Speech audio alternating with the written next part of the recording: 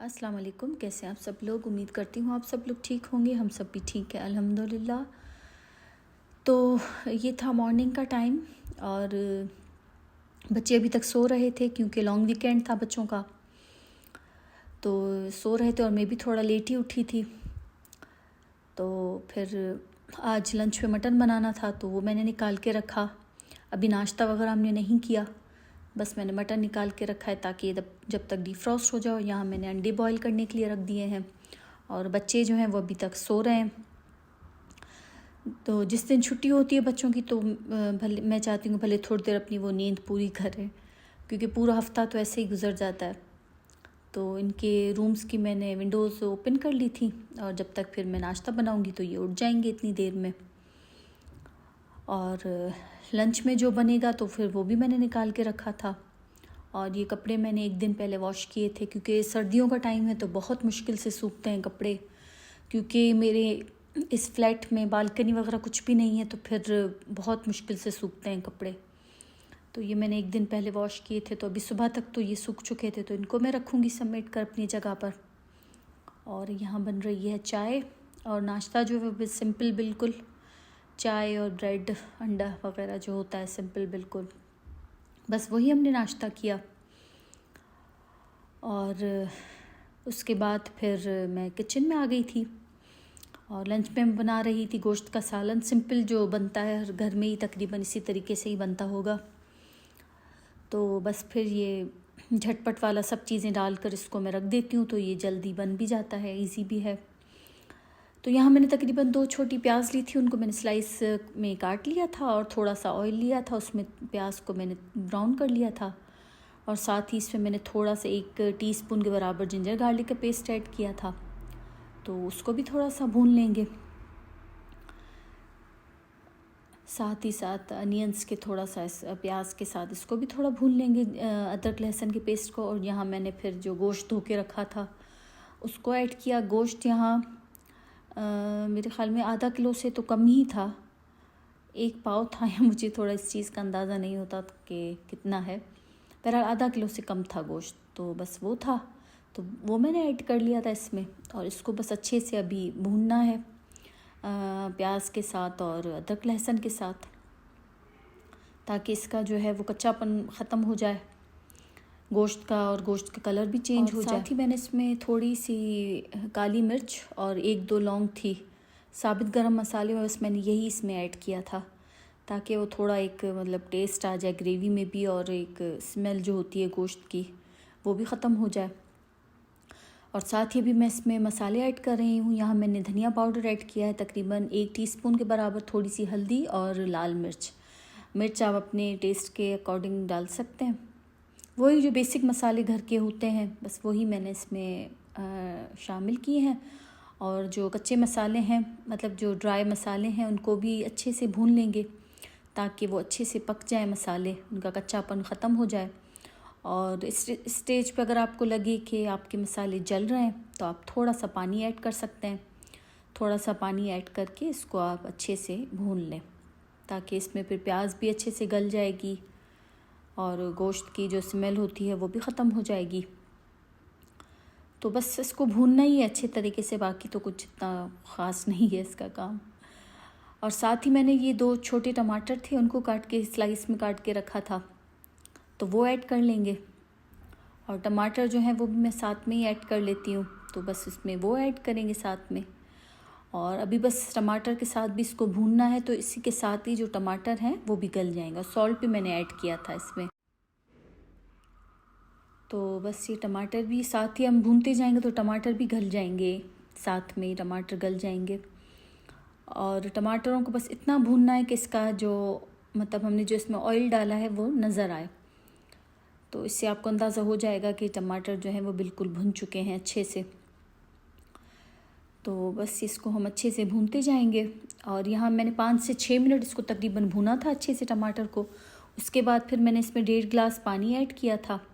पहले मैंने 1 cup add किया, फिर मुझे लगा कि थोड़ा कम है तो फिर मैंने इसमें आधा कप और ऐड किया था। और मसाले जो हैं वो आप अपने हिसाब से चेक करके फिर आपको कम ज़्यादा कर सकते हैं। और इतनी कोई ख़ास कुछ भी नहीं है इसमें, सिंपल बेसिक जो रेसिपी होती है, जो जिस तरीके से हर घर में बनता है गोश्त का सालन, उसी तरीके से ही मैं भी बनाती हूँ। और इजी भी होता है, बस इसको सब चीज़ें डाल के थोड़ा सा भून के आप चढ़ा दें तो खुद ब खुद वो पकता रहता है। तो बस इसको फिर मैंने दम पे रख दिया था, मतलब इसको गोश्त गलाने के लिए, और साथ ही मैंने आटा भी गूंद लिया था। और ये ऑयल है मतलब बालों के लिए हेयर ऑयल है, तो ये मैंने कुछ दिन पहले बनाया था। आजकल ये प्याज जो डाल के ऑयल बनता है तो वो बहुत आजकल चल रहा है, तो फिर मैंने वो बनाया। मैंने कहा मैं भी ट्राई करूँ, क्योंकि बाल बहुत गिर रहे हैं, मेरे भी बहुत गिर रहे हैं और मेरी बेटी के भी। तो इसमें कुछ मैंने और चीज़ें भी ऐड की थी, और इसमें प्याज भी मैंने ऐड किया था ऑयल में। तो ये मैंने बना के रखा है, इसको पहले हम लोग लगाएंगे। हमें तकरीबन 2 हफ्ते तो हो गए लगाते। अगर इसका रिज़ल्ट अच्छा आया तो फिर मैं आप लोगों के साथ भी शेयर करूँगी, क्योंकि ऐसे मैं शेयर नहीं कर सकती आपके साथ, क्योंकि अगर मतलब सही ना निकला या क्या तो फिर इस वजह से पहले हम लोग यूज़ करें, तो फिर मैं अगर सही हुआ तो मैं आप लोगों के साथ ज़रूर शेयर करूँगी। बाल बहुत गिर रहे हैं अभी, मेरे भी और मेरी बेटी के भी। तो आज छुट्टी थी तो फिर मैंने अरीबा को भी तेल लगा लिया। मैंने कहा थोड़ी देर लगाया ऑयल, फिर वॉश कर ले। तो यहाँ जो था वो गोश्त जो है वो गल चुका था। फिर मैंने इसमें आलू ऐड कर लिए थे, तो थोड़ी देर के लिए मैंने आलू के साथ भी इसको पकने के लिए रख दिया था। और इतने में फिर मेरी फ्रेंड की कॉल आ गई थी, तो मैं फिर उससे बातें कर रही थी। उसको कोई काम था तो फिर उसने कॉल की थी, तो फिर इतने में सालन बन चुका था। तो मैंने वहीं उससे मैं बात कर रही थी, तो मैंने इसकी जो है गैस बंद कर ली थी। तो बस फिर आलू उसमें मैंने ऐड किए, और जो आलू गल चुके थे फिर थोड़ा सा गरम मसाला, हरा धनिया और हरी मिर्ची डालकर बस ये सालन जो था वो रेडी था। और सालन का जो शोरबा होता है वो हम थोड़ा गाढ़ा खाते हैं, तो इस वजह से मैंने थोड़ा इसको गाढ़ा ही रखा था। तो बस फिर मेरी फ्रेंड ने कॉल की थी, असल में वो उसने केक के लिए कॉल की थी कि मैं केक भेज रही हूँ बॉम्बे बेकरी का। तो बस फिर हमारी खुशी की इंतहा नहीं रही, बॉम्बे बेकरी का केक। और जो लोग हैदराबाद से हैं तो वो लोग तो फिर जानते ही होंगे जो बॉम्बे बेकरी का केक है उसकी अहमियत।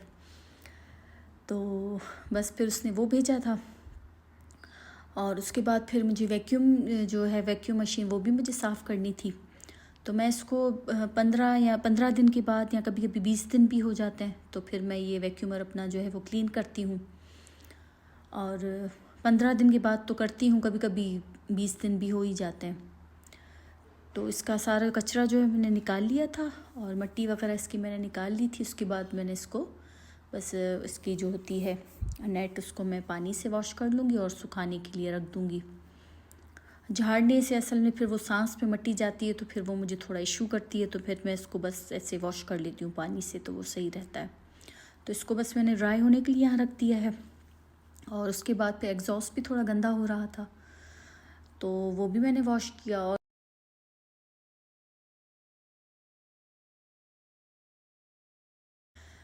तो एग्ज़ॉस्ट भी ख़राब था। तो एग्ज़ॉस्ट का भी यही होता है कि 20 दिन या 15 दिन ऐसे फिर मैं एग्ज़ॉस्ट को भी साफ़ कर लेती हूँ। और इसके ऊपर मैंने फेरी लगा लिया था, डिश वॉशर जो होता है वो लगाकर सिंपल, बस ये एक जो लोहे की आती है बर्तन साफ़ करने वाली, वो आप एक अलग रख लें एक, फिर जो ऐसी चीज़ें होती हैं उनको वॉश करने में फिर वो काम आती हैं।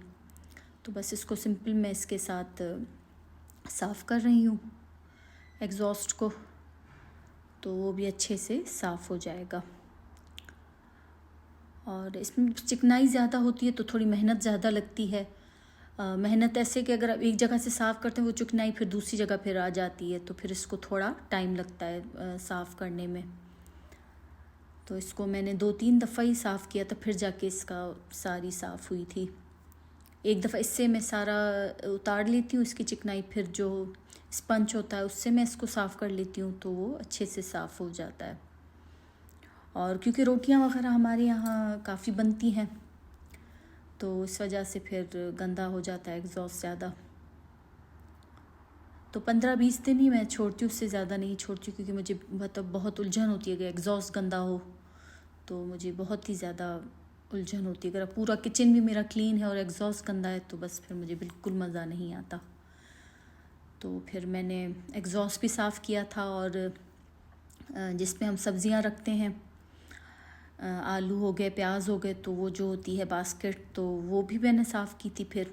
और विंडो जो है मेरे ओवन के पास जो विंडो है, तो वो भी काफ़ी गंदी हो जाती है क्योंकि वो हर वक्त खुली भी रहती है, तो मिट्टी भी इसमें से काफ़ी आती है और बंद भी नहीं कर सकते क्योंकि फिर ऐसे किचन में तब सही नहीं लगता, तो फिर वो गंदी रहती है, तो फिर उसको भी मैंने सारा वॉश किया। तो ये किचन की 2-3 चीज़ें थी, तो फिर आज मेरा दिन उसी में ही गया, वॉश करने में और इन सब चीज़ों को।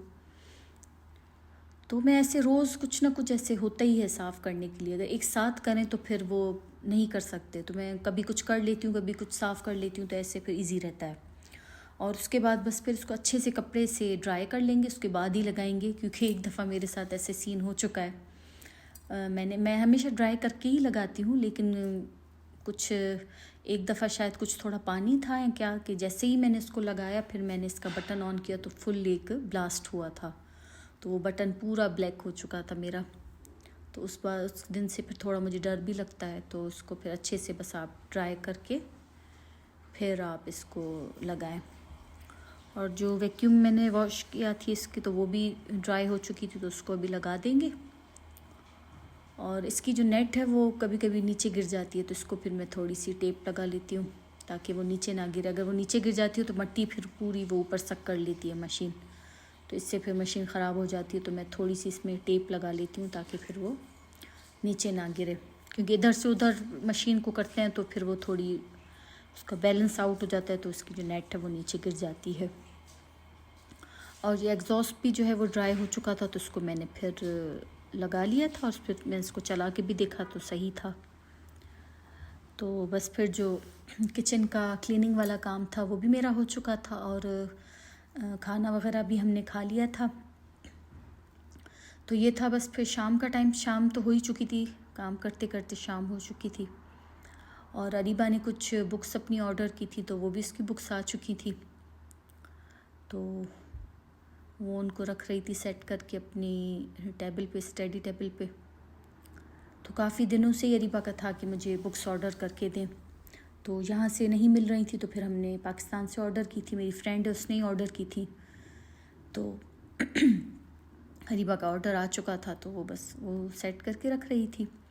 और फिर शाम में मैच था, फुटबॉल का फ़ाइनल था अर्जेंटीना और फ्रांस का। उसके बाद फिर हमने वो देखा और काफ़ी अच्छा मैच था। मतलब शुरू में तो ऐसे लग रहा था कि बिल्कुल वन साइडेड होगा, लेकिन जो सेकंड हाफ फिर इसका स्टार्ट हुआ तो बिल्कुल मैच डिफरेंट हो गया और बहुत मज़ा आया देखने में, हमने बहुत एंजॉय किया। और फाइनली फिर अर्जेंटीना जो है वो वर्ल्ड कप फीफा का फ़ाइनल जो है वो जीत गई थी। और मेरा बेटा काफ़ी खुश था क्योंकि वो अर्जेंटीना को सपोर्ट कर रहा था, और जैसे अगर फ्रांस कोई गोल करे तो फिर वो गुस्सा कर रहा था। तो बस फिर हमने वो मैच एंजॉय किया, और साथ ही फिर बच्चे सैंडविचेस लेके आए थे तो वो भी खा रहे थे। तो बस फिर कुछ इस तरीके से था मेरा पूरा दिन, और क्लीनिंग में मेरा पूरा दिन गया, क्योंकि उठे भी हम लोग लेट थे बच्चों की छुट्टी की वजह से, और फिर काम करते करते शाम हो गई। तो बस इसी तरीके से रहा दिन हमारा। और नेक्स्ट डे जो था बच्चों का स्कूल था, तो फिर उनके बादाम जो हैं फिर वो मैंने भिगो के रखे रात को। ये फिर मैं भिगो देती हूँ इनको पानी में, तो सुबह को उनको मैं मतलब नाश्ता जब करते हैं तो ये भी दे देती हूँ साथ में। तो आई होप आपको ये मेरा व्लॉग अच्छा लगा होगा, और मेरे चैनल को लाइक करें, सब्सक्राइब करें, और कोई सजेशन हो तो वो भी आप मुझे कमेंट में बताया करेंगे किस तरीके के मैं व्लॉग्स बनाऊँ। तो इंशाल्लाह मिलते हैं नेक्स्ट व्लॉग में। अल्लाह हाफ़िज़।